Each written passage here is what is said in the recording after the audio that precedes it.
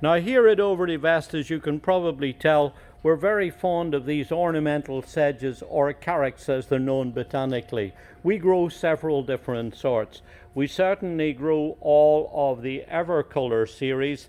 These are clump forming little grasses with crisp variegated foliage that make cascading mounds, and whether you use them in containers or as ground cover, they're very effective plants.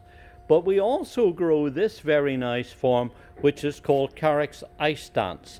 Now when you look at this one, you'll see that the leaves right away are much broader. These are strap-like leaves. Again, they have a variegated edge to the foliage.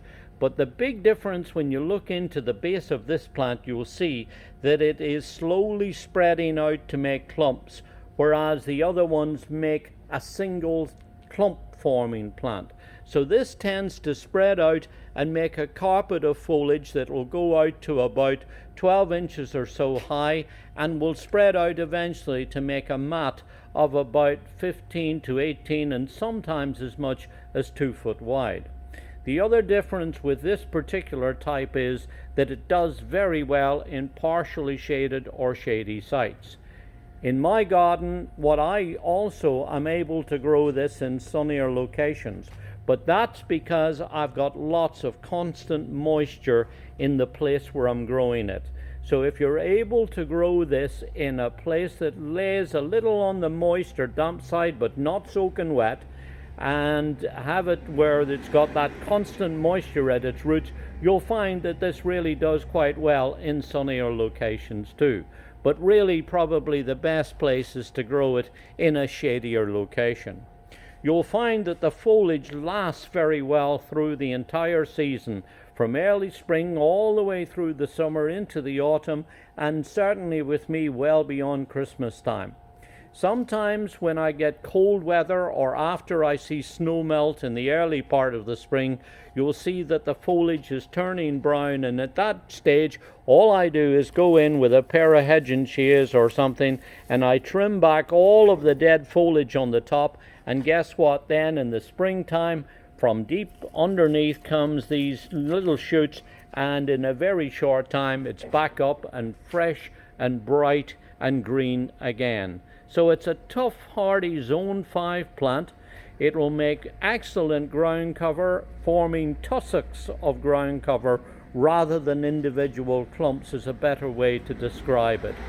Incidentally, these little fluffy things that are here are inflorescences, kind of grass flowers. And while they're there, they're not particularly significant.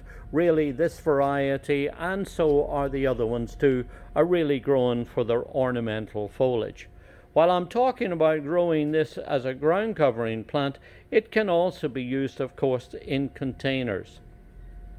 What's interesting about it is that it was found in Japan by Barry Yinger.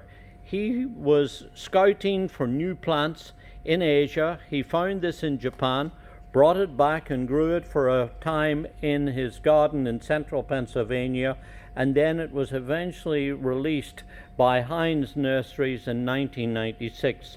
And shortly thereafter, we've been growing it here in our nursery, and it's been a regular staple and very popular with our customers right through the whole of our region, because this really is a good, tough, hardy performer.